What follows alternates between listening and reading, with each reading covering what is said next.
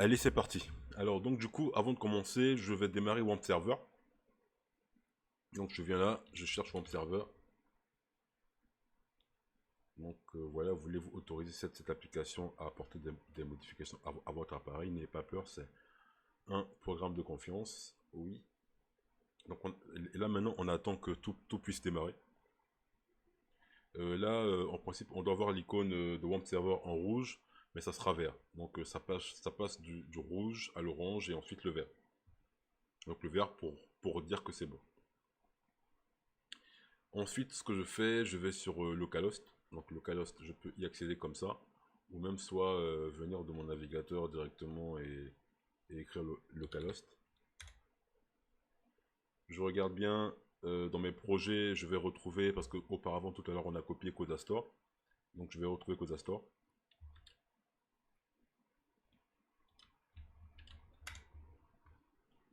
Je retrouve mon projet HTML CSS.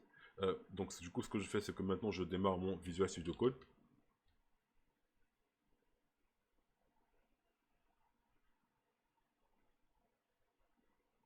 Ok. Juste, je vais vous montrer quelque chose. Pardon. Euh,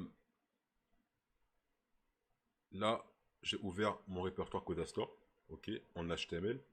Le premier fichier dans chaque projet web que vous trouverez, vous verrez un fichier qui s'appelle index.html, ok, ou index.php, ce que vous voulez, mais index. Donc le index, c'est le premier fichier sur lequel le serveur va utiliser pour ouvrir le projet.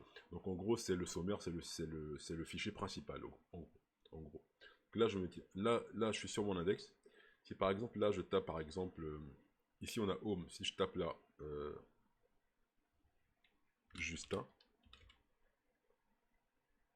et que je sauvegarde, j'enregistre, et que je rafraîchis ma page, vous verrez apparaître Justin.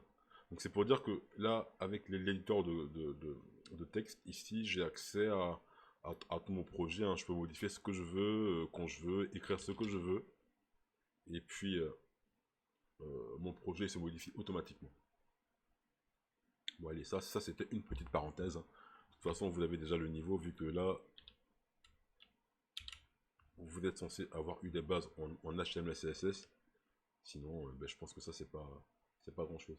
Euh, donc, alors, ce qu'on va voir maintenant, euh,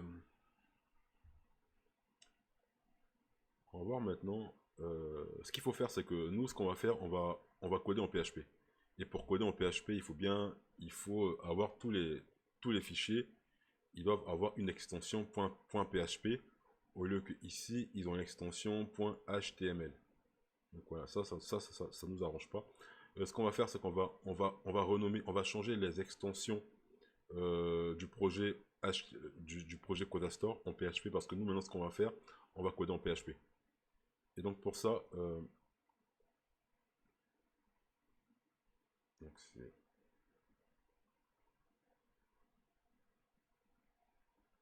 je recherche mon répertoire local, c'est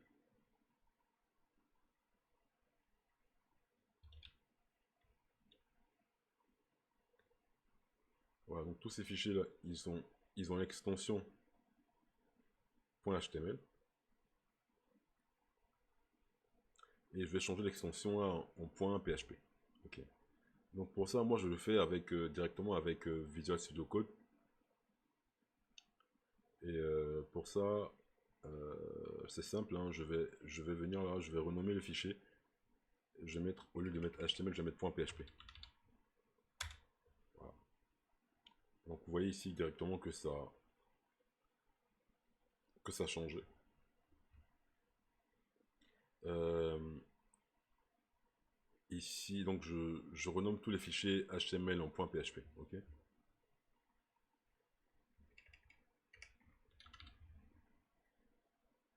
C'est uniquement que pour dire au serveur que là maintenant c'est plus de HTML, mais ça sera maintenant du PHP.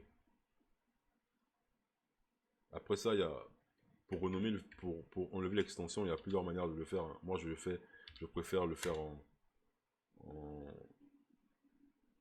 avec Visual Studio Code, mais vous pouvez ouvrir le fichier dans l'éditeur de texte et puis carrément l'enregistrer en PHP.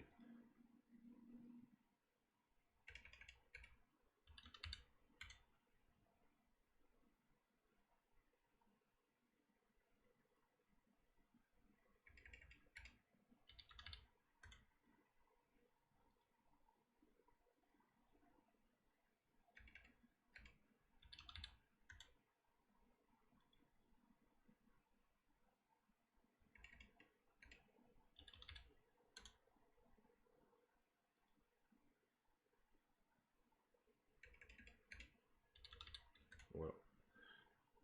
Donc du coup, là maintenant, on est passé maintenant en PHP. Si je viens là et que je rafraîchis ma page, vous verrez que ça n'a rien changé. Auparavant, ce qu'il faut savoir, c'est qu'auparavant, on avait point .html, parce que juste après le Coda Store, c'est index.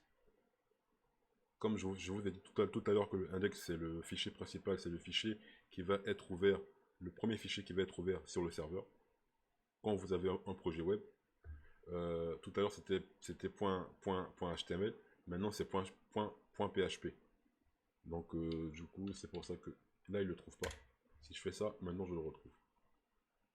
Ok.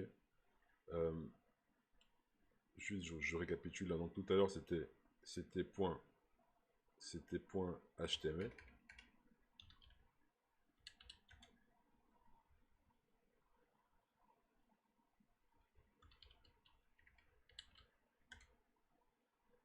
Voilà. Si je fais .php, je ne le trouve pas parce que du coup, il n'existe pas. Et donc là, du coup, je le renomme là maintenant en PHP.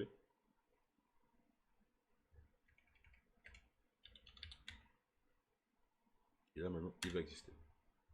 Voilà. Donc juste après quand on démarre un projet web, hein, donc généralement rien ne s'affiche parce que bon, dans les navigateurs, ils vont pas forcément écrire index point quelque chose, mais juste après le nom le nom du projet, le premier fichier qui s'affiche, c'est index.php ou .html, mais ça s'affiche pas généralement. Donc il n'y a rien, mais il faut savoir que derrière c'est index.php quoi.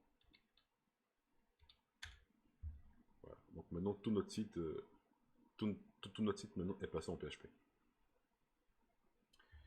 Voilà.